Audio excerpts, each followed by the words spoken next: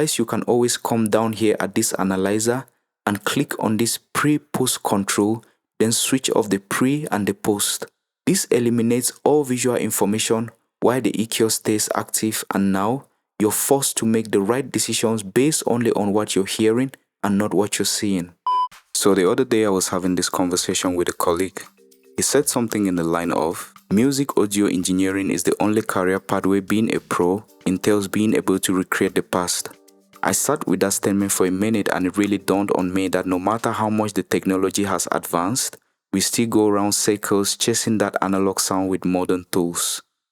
In this video, I'll teach you the mindset you need and 6 different ways you can approach mixing entirely in the box that will get you the closest you've ever gotten to that expensive and lively analog sound without breaking the bank. And by the end of the video, you'll understand what makes analog sound analog, the power of limitation, and how to craft mixes that come to life with tools you most likely already have. If this sounds like the conversation for you, please hit the like button and subscribe if you haven't already. Let's get to it.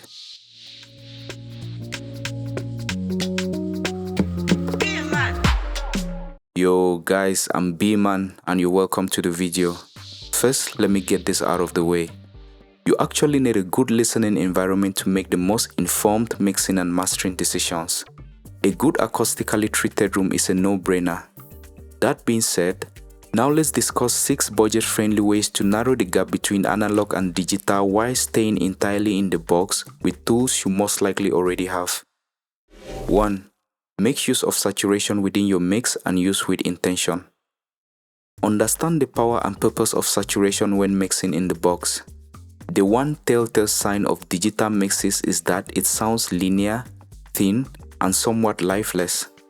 Using saturation adds harmonics to your signal, which fixes this by making your signal sound warmer, much more fuller, and even louder without you losing headroom. These are either second-order even harmonics, which are new frequencies created at exactly double the frequency of the original sound. Basically, an octave above every fundamental frequency. This gives you that rich, warmed, pleasing, and fat sound. And or third-order odd harmonics, which are additional frequencies generated at exactly 3 times the fundamental frequency. Basically, a perfect fit above the second harmonic.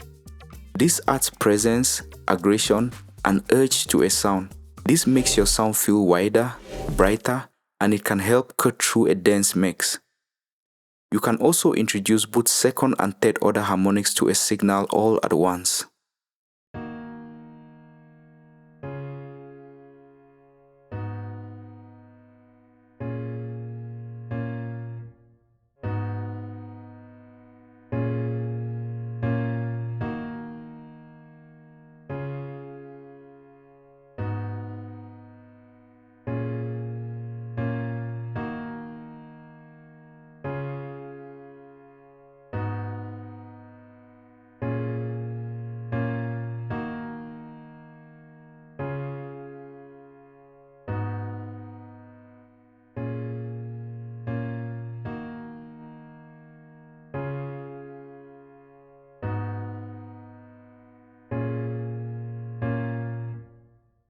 Two, use burst processing.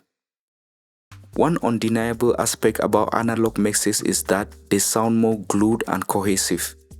Though this is less about the inherent superiority of analog over digital and more about the specific physical artifacts analog gear introduces into the audio chain. Making use of burst compression in the box gets you a step closer to that analog quest. An extra advantage with mixing in the box is you can create as many burst channels as you deem necessary. Group particular instruments based on type and compress them in separate burst tracks accordingly. Setting a slow attack and fast release in a VCA compressor on your mix bus forces your instruments to interact and breathe together.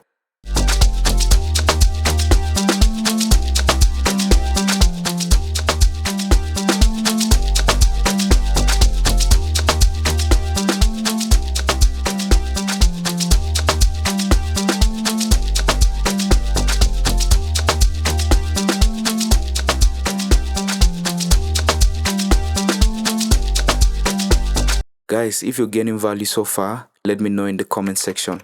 It does help the channel. 3. Pick a particular analog emulation compressor and commit to it.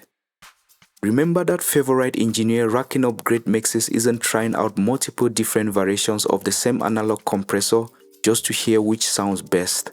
You don't have to own the same 1176 emulation from different plugin manufacturers. Same way, your favorite engineer doesn't own different 1176 hardware from different hardware manufacturers. Categorize your compressor types as we discussed in this video into FET, Opto, VCA, Vari-Mu. Pick one out of each category and stick to it. You don't need 5 different versions of an LA2A, 1176, Vari-Mu or VCA from different plugin manufacturers.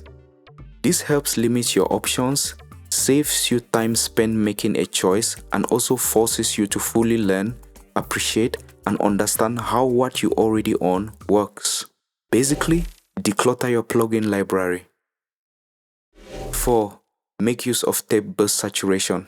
Adding a tape machine plugin to your burst tracks tames transients and adds subtle hiss, acting exactly like physical tape. Again here, employ the power of limitation. Remember, every analog mixing and mastering studio doesn't own every tape machine available out here. Because calibrating a tape machine can be quite a daunting task, focus more on understanding how tape machines work in general. Pick a tape machine emulation plugin you understand, stick to it, and apply the same principle to that particular tape machine plugin of your choice.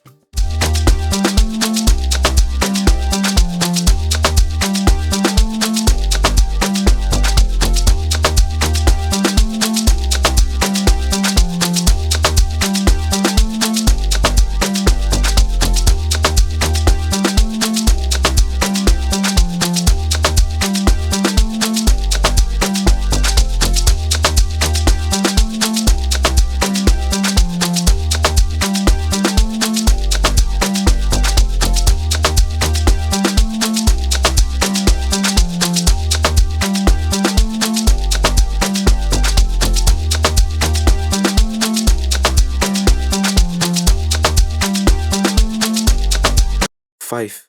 Limit your visual perception on what you're working on. This is provided that you at least already have a good listening environment. Funny how the brain works, where when there's limitation, more focus is heightened on what's available.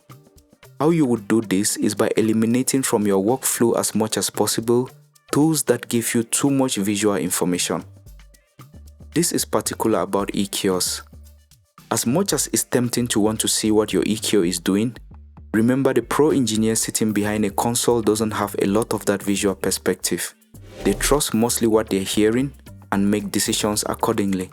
Surprisingly, these decisions turn out more often than not right compared to yours, doubting your ears because they don't correlate with what you're seeing. There's a reason I swear on EQs that don't offer any visual information, like this API 550L graphic EQ over here. Most at times, you'll think the signal you're EQing needs more EQ moves to feel right, but like I earlier said, limitation is actually key here because in reality, if you were EQing on an API analog console, you would have these same EQ options, and over time, you realize that in almost every mix, certain particular frequencies always stand out as frequencies of interest, like these particular ones highlighted here. Could also be something like this EQ on the SSL 400E channel strip. These few bands and the selectable frequencies is actually that good limitation, and I've found over time that I make faster decisions with this as compared to like a fab filter that tempts me with all this visual information. I'm not saying you can use your favorite parametric EQ. What I'm saying in essence is, if you train your ear to hear only what needs to be heard by limiting your options, you actually tend to make lesser but better EQ decisions. But if you insist on using your Pro Q4 offering you all this visual information, I'd advise you can always come down here at this analyzer and click on this pre-post control, then switch off the pre and the post. This eliminates all visual information while the EQ stays active, and now you're forced to make the right decisions based only on what you're hearing and not what you're seeing. You can then save the Pro Q4 only for surgical EQ moves, resonance control, its mid-side and dynamic functions. 6. Introduce some form of summing at the end of your signal flow. Though this gets very debatable, it's still worth mentioning. I crafted mixes entirely in the box that I'm proud of and that actually perform well without even knowing what analog summing was back then. The concept of summing is not something I'm claiming to have so much experience and knowledge on as of making this video, but from my use of digital tools like the Nave and API summing with Luna, the NLS bus summing with Waves, and the virtual mix bus summing with Slate Digital, I'd say it does make a difference. That difference though is very subjective.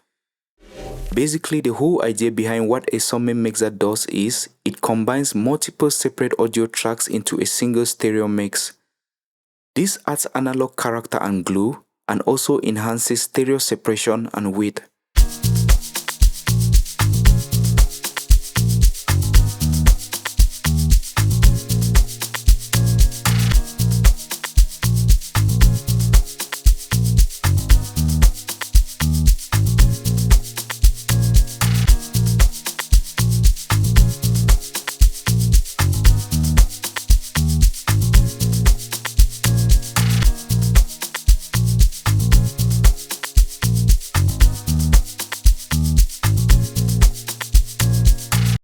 This is supposed to be the two greatest of my interest. One is stereotyping while the other is relentless, pushing all this garbage to our ears, all nonsense.